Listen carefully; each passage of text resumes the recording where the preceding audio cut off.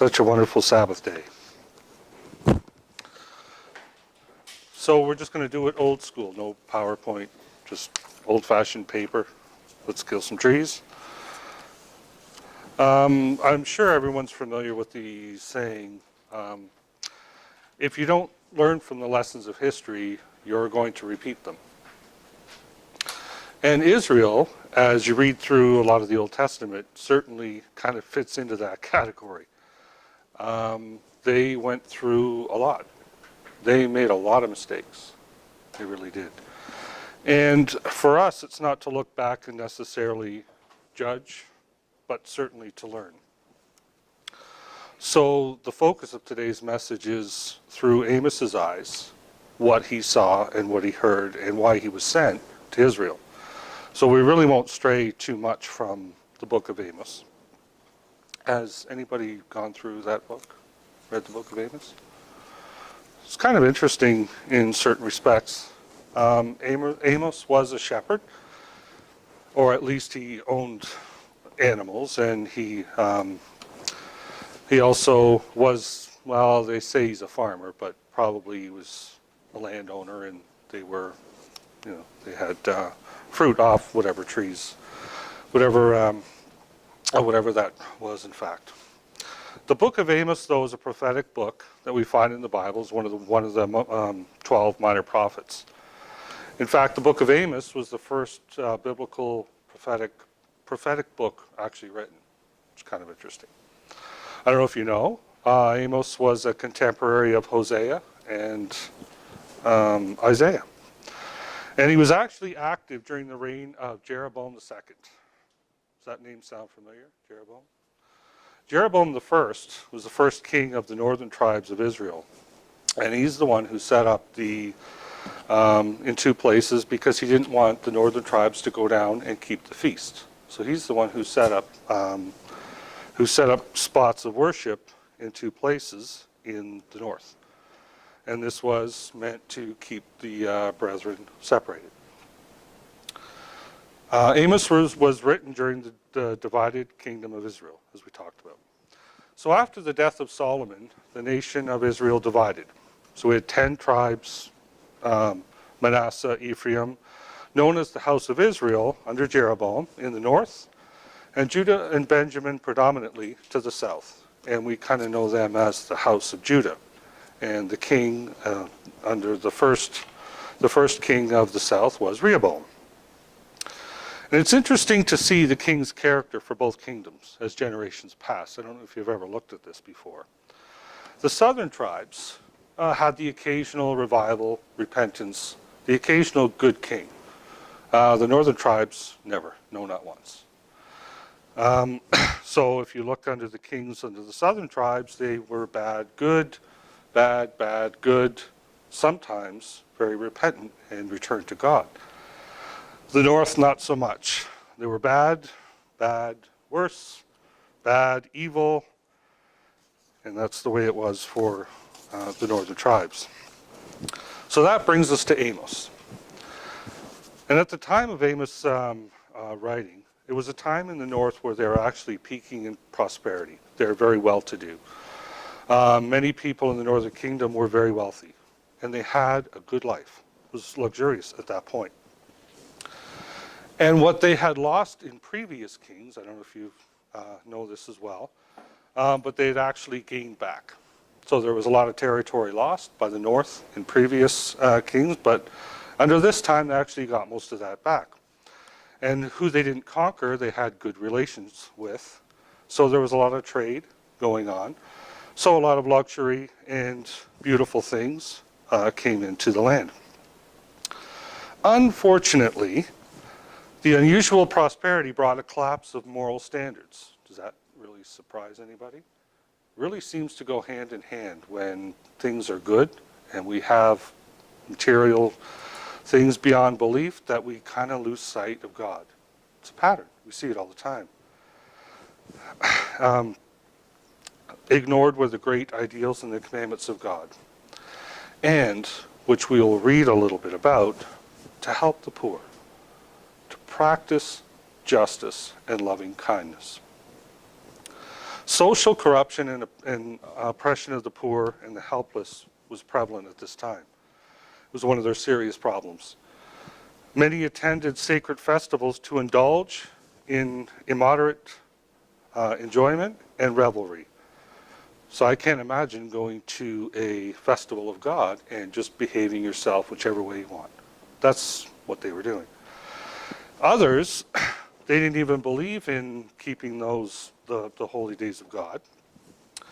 So they would go to whatever heathen festival they felt was good. And here we are.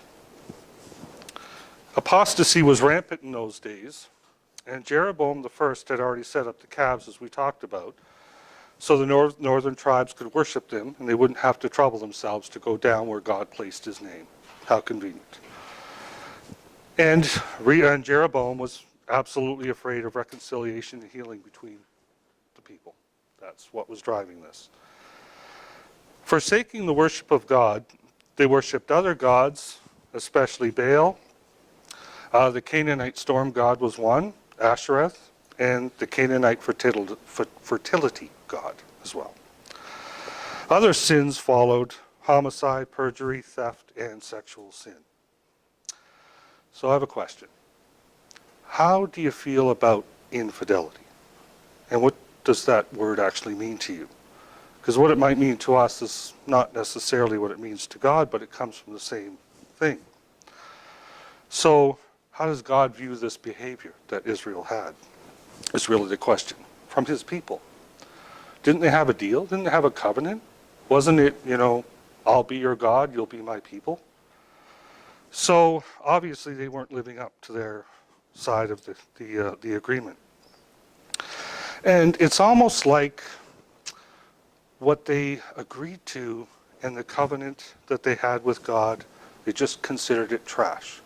Just whatever, it doesn't matter. My oath doesn't matter. How long do you think God would allow this to continue? Is really a great question. So during the time of Amos, the rich oppressed the poor, might was right, and it really was an age of corruption. Hand in hand with this degeneration of the morals, the people went into increased idolatry. It seems to be a pattern, and it goes on. People built altars on the mountain to serve gods, Baals, Astartes, golden calves, and they were worshipped more and more. And then the teachings of God just become unimportant. In fact, they got to the point where it wasn't even just important to follow God. It was actually contempt. So I don't know how a society can get to the place where, well, it's not just the fact that we don't think that you should be doing X, Y, Z, following God's way, that you're actually judged if you do. Does that sound familiar to anybody who's living in Canada? I'm not sure, as we talk about this, if we're talking actually about Israel of old or our time, because it seems to be going in that direction. At this time, the northern tribes militarily were strong. Israel was expanding, where Jeroboam recovered the land that they had lost, like we had talked about. He subdued even the kingdom of Moab and Damascus. Syria's capital actually fell to them. So the whole northern empire of Solomon thus practically was restored and had a long period of peace and security, remarked by its revival of artistic and commerce development. It's always interesting how that goes hand in hand. And as we kind of talked about, I find it striking where military might, riches, and prosperity of a certain people often follow a moral collapse. I guess if you are strong yourself, you don't really need God. I guess I'm assuming that's what it is. And you get to the point where it's almost like, well, you have to be strong in order to survive in this country. And if you're not strong, you can't, we're going to oppress you. Well, why wouldn't we? Because might is right. So the weaker in our society, we're going to oppress, because that's what we do. And if you look around, you see the same things. But I'd like to for us to stop for a minute and just kind of consider. How did God feel? If you go back to the Exodus, what had God done for Israel? What did he do? He took these people that were slaves. They had no hope. They had no strength. They didn't have anything. And he felt sorry for them. And because of his friendships that he had with Abraham, he thought, yep, now's the time to take these people out of Egypt, powerful nation at that time. So they had no money, no freedom, no army. They were oppressed themselves, which is kind of ironic as we go through why they would bother or why they would think oppression is okay. Well, they were oppressed themselves then.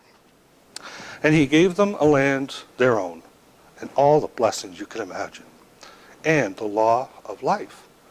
Here's how it works. Here's how it should be. And after several generations, they became degraded to what became during this time. But it really is striking how our nation isn't really any different, especially the way it's going. Considering the principles on how these, Canada and the U.S. was founded. It was founded on the Bible and the principles that we hold dear. And it's almost to the point where believing the Bible is going to put you at a disadvantage, and it will get worse. So how does a nation who was once in bitter slavery become an actual oppressor? How does that happen? You would think that the last thing they would do is turn around and oppress others. And I believe this is part of the reason why God was so angry with them. Can you not remember where you came from? Is that so far in the past? And there's also obviously a personal level for each one of us, right? Like, where did you come from? What were you before your calling? Is God first in your life? How are you with the poor? Now, I'm talking about the oppressed, and the poor, not the lazy. There is a big difference. These things are things we ought to be praying about. We ought to consider ourselves before our calling. And what was that like? And how on earth could we go back to, doing the same things to others where we found ourselves previously? So, God being angry with Israel, he sent Amos as a witness and a warning to Israel. As we talked about, Amos was a farmer and a herder, and he sends them off to Samaria, the capital of the northern kingdom. And through Amos, God tells the people that he's going to judge Israel for their sins. In fact, he says it'll be a foreign nation that he'll send to enact his judgment. And it's important to note here, and we'll talk about it a bit later, that Amos, if you've read Amos, he did not have religious training, so to speak. His pedigree was not a prophet. I'm a businessman, I'm a farmer, that's what I am. And much like us, we're not prophets. Anybody prophets here? Or the son or daughter of a prophet? No. He was a shepherd and farmer, he was an average Joe. And God called him as is, where is, for a purpose. And that I find very interesting, because God often goes outside of the established religious structure to send someone. But why? Why would he do that? He does that a lot. Because I believe oftentimes the religious structure becomes corrupt, as the government is as well. And honestly, if the people are that bad, how on earth can you say that the religious structure is doing a good job? How? You can't. So I'm actually not surprised, because I believe that, the priests were part of the problem. They weren't standing up. In fact, it's the odd person who stands up and speaks out against these things. They should have been rebuking the people for their sins instead of likely contributing to it. In fact, the announcement of the Messiah's birth was given to shepherds. God completely ignored all that whole religious structure of the time. So, let's begin in Amos 1. And don't worry, we're not going to go through all of Amos. So the words of Amos, one of the shepherds of Tekoa, the vision he saw concerning Israel 2 years before the earthquake. When Uzziah was king of Judah and Jeroboam was king of Israel, he said, the Lord roars from Zion and thunders from Jerusalem. The pastures of the shepherds dry up, and the top of the Carmel withers. So what comes next is God's judgment on Israel's neighbors first. We're not going to read all that, but you can read it that God makes specific mention to countries around Israel that are going to be judged as well. So this judgment was not just for Israel. Then the book focuses on the house of Judah and the house of Israel. So we'll read a bit in Amos 2. Amos 2 and verse 4. For 3 sins of Judah, and even for 4, I will not turn back my wrath, because they have rejected the law of the Lord, and have not kept his decrees. Because they have been led astray by false gods, the gods their ancestors followed. I will send fire on Judah, and I will consume the fortress of Jerusalem. And then it goes on to the judgment for the northern tribes, Israel. This is what the Lord said, for 3 sins of Israel, and even for 4, I will not turn back my wrath. They sell the righteous for silver, the needy for a pair of sandals. They trample on the heads of the poor as upon the dust of the ground, and they deny justice to the oppressed. I don't know how you could even... It's one thing to oppress someone, but to deny what? Justice for the oppressed? Father and son use the same girl, and so profane my holy name.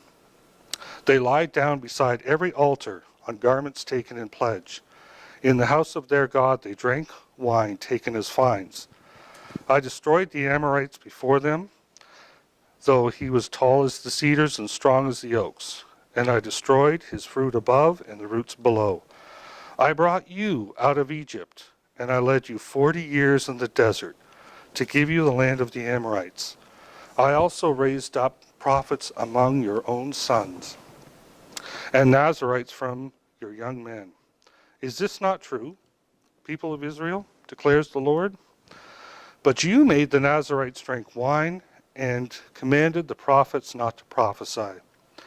So now then I will crush you as a cart crushes when loaded with grain, and the swift will not escape. The strong will not muster their strength, nor the warrior will save his own life, because that's what they took faith in, their own military, their own strength. The archer will not stand his ground, and the fleet-footed soldier will not get away.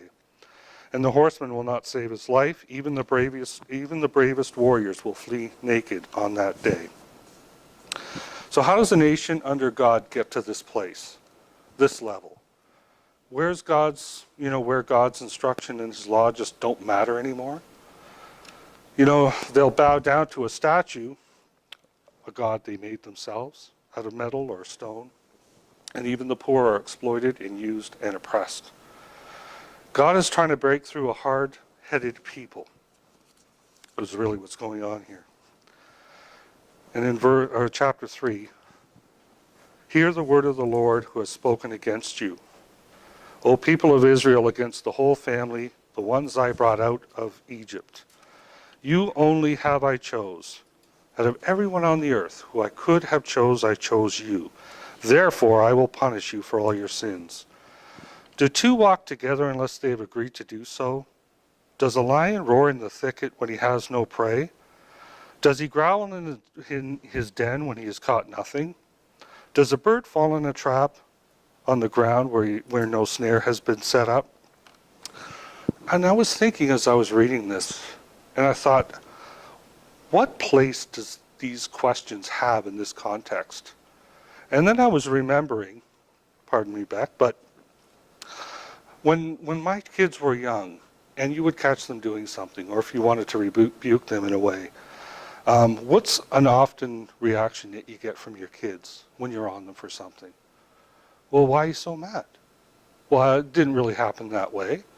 So God's almost saying here, look it, I don't even think that you're going to get what I'm saying. But you have to understand cause effect. If a lion has prey, it's going to do this. You are doing this, and it's going to cause a reaction. That's the way that is. So we'll continue on in verse 6. Sure. When a trumpet sounds in the city, do the people not tremble? When disaster comes to a city, has the Lord not caused it? Surely, as the sovereign Lord does nothing without revealing his plans to his servants, the prophets. So, and that's what's happening here. The lion has roared, and who will not fear? The sovereign Lord has spoken, but who can prophesy? Proclaim to the fortress of Ashdod and to the fortress of Egypt, assemble yourselves on the mountains of Samaria, and great unrest with her, and oppression among her people. And God says, do they not even know how to do right? They hoard and plunder and loot in their fortresses, and this is what the sovereign Lord says. An enemy will run over the land. He will put down the strongholds and plunder your fortresses, which you think are impenetrable. You know, as a shepherd saves from the lion's mouth, only two legs or two leg bones or a piece of ear or something will remain. And that's what it's going to be like for you people. There's only going to be a small amount. Those who sit in Samaria and on the edge of their beds, and in Damascus and on their couches. Hear this and testify against the house of Jacob, declares the Lord. One day I will punish Israel for her sins, and I will destroy the altars of Bethel that you set up. And the horns of the altar will be cut off and fall to the ground. And I will tear the winter house along with the summer house down. And the houses adorned with ivory will be destroyed, and the mansions will be demolished. So Israel forgot something very important, who they were and where they came from.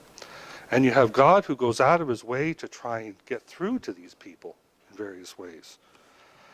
And in fact gets to the point where I'm going to actually testify against you. This is not just a rebuke, I'm serious.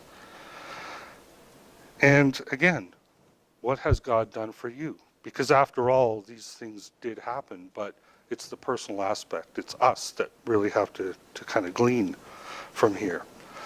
You know, where has he brought you from? What were you called? What were you before your calling? And do you appreciate, because I don't think Israel did here, the awesome truth, the peace, and the blessings? A collective and as individuals, it's important to take heed to this. You know, Jesus said, no man who puts his hand to the plow and looks back is even fit for the service of God. Stay the course.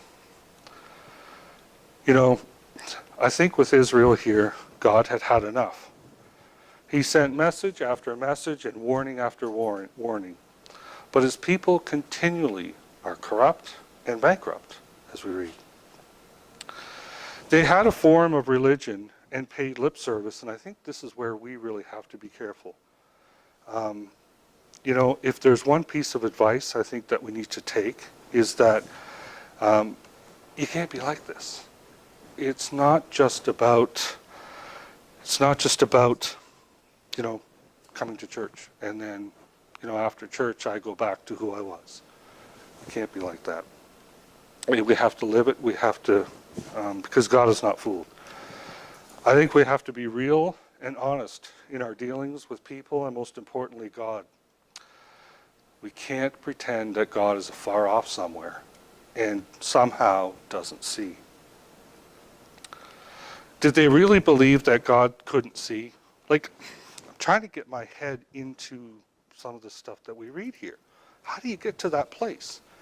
And the reason why I'm worried about it is because they did, and we can't. We have to be on guard for this. How do you treat the poor so terribly? How do you oppress them? This really is a lesson for all of us. You know, Amos spoke boldly. He was. I don't know the man personally, but he wasn't a part of that religious structure, and he wasn't afraid. And he spoke. He spoke what God told him, and good for him. You know, things likely didn't work out for Amos because the tradition has it that Amaziah priest of Israel probably killed him. And we'll read Amos 7 and verse 10. And the reason I want to kind of bring this to your attention, because as things progress even in our own country, the more you stand up for what you believe in, the more that people are going to oppose you. It's coming. It's going to happen. Amos 7 and verse 10. Then Amaziah the priest of Bethel sent message to Jeroboam the king of Israel. Amos is raising a conspiracy against you in the very heart of Israel. Amos is speaking God's word. And this is a conspiracy, and we have to get people against him. And the land cannot even bear all his words. For this is what he is saying. Jeroboam will die by the sword, and Israel will surely go into exile, away from their native land. Then Amaziah said to Amos, get out, you seer, go back to where you came from, to the land of Judah. Eat your bread there, and don't do your prophesying here. We don't want to hear the word of the Lord here. We don't want to live it, and we don't want to hear it. Don't prophesy anymore at Bethel, because this is the king's sanctuary and the temple of his kingdom. And Amos answered, I was neither a prophet nor a prophet's son. This is not something that I went to school for. It's not something that I even particularly wanted to do. But God sent me. I was a shepherd, and I took care of sycamore fig trees. But the Lord took me from tending that flock and said to me, look it, you go. Prophesy to my people Israel, and hear the word of the Lord. So you say, don't prophesy against Israel, and stop preaching against the house of Isaac. Therefore, this is what the Lord says to you.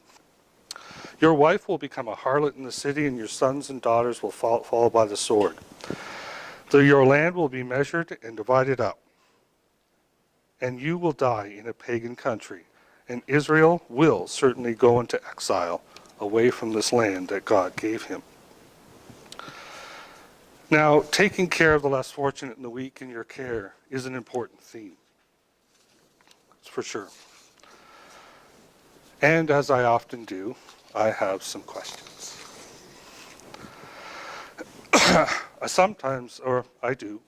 I believe that sometimes when you have questions, and it really gives you the opportunity to to take a look inside, right? Because again, you can't fool God. There's no point even trying. So, question. What do you do when your leadership is corrupt and morally bankrupt? Now I'm asking what you do. How do you keep yourself clean in a society that just becomes worse and worse? It's an important question, and I don't have an answer. Next question. Just because you are like this with God, you have his law, we all have his favor and his blessings, does not give you license to forget him. We've all entered into a covenant agreement with him, as Israel did back here. They forgot it. We must not. Proverbs 3:6 says, in all your ways acknowledge him, and he shall direct your paths. And how much communication is actually nonverbal? Something to think about. If God has a message for you, he will often work with someone you don't expect. That's a familiar thread that we see in the Bible. Israel rejected Amos as well as most of the prophets.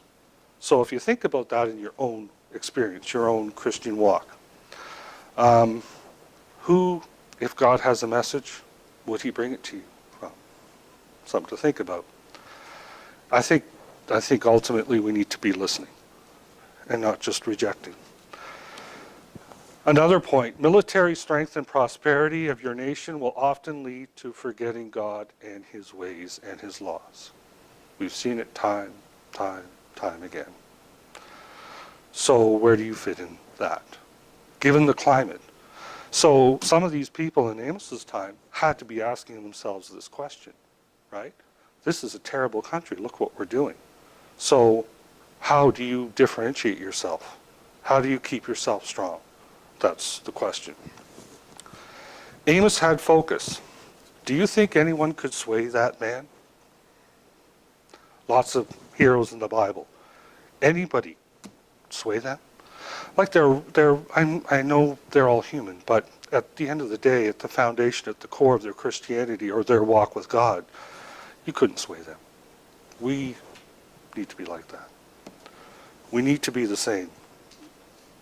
Another question or point. God is not necessarily a respecter of man's religious views of God. So what people think of God is their business, not his. So what people, individuals create God into isn't necessarily what he expects or what he would have. The point here is you can't turn God's way or God into your own fashion. So Israel did it with calves and with metal and with rock. But you can also do that with your view of God into changing him into something he is not. That's also an image, a graven image. Another point. Take care of those who cannot help themselves. And again, this is not lazy people. These are people who are oppressed. Take care of them. It's interesting because I had a conversation with someone this week, actually, and we're talking about some biblical stuff. And probably 80% of the conversation we're pretty ironclad that we know, but there's that 20%, well, it could be this way, could be that way. And then I thought, you know where the answer for that 20% is? It's in your neighbors who can't take out her own garbage. So you're going to go and help her. That's where that 20% answer is. Instead, often we'll fret over that small percentage that we don't know. You know what? Go and help someone. Go and help someone. You can't fool God with a form of religion and ceremony. It's been tried. It doesn't work.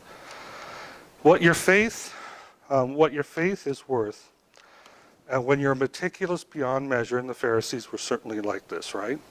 Where they would tithe on the stuff that they were growing in their own garden. Like, I am that righteous and that religious that all the mint that I have in here, 1/10 of it goes to God. My parents are hungry. I'm not helping anybody. I'm difficult. I'm in the way of the Son of God. I'm in his face. You know, God is a God of love, a law, and justice, but also mercy.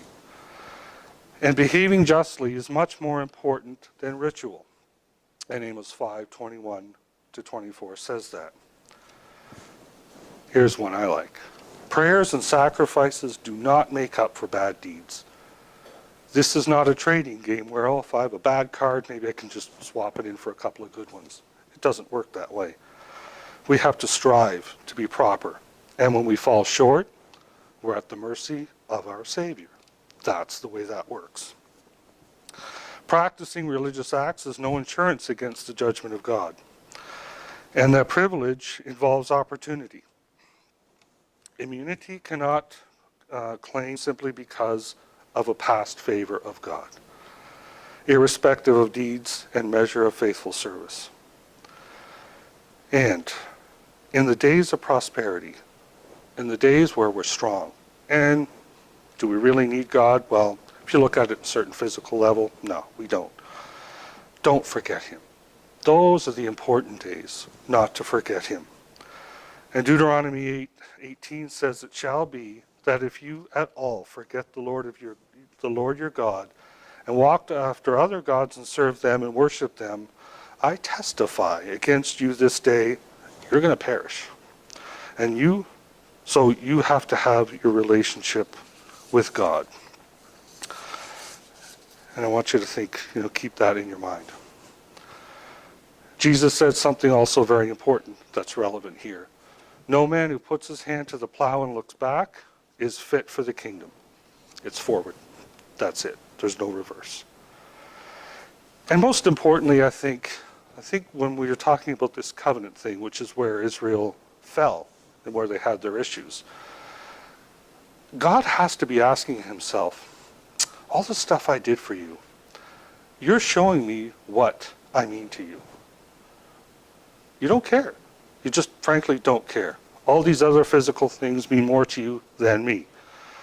So, what does your Father mean to you? That's a great question for each of us to ask. what does God mean to us? And honestly, that should be evident in your life. Other people should be able to answer that question for you. Something to think about. And that's it.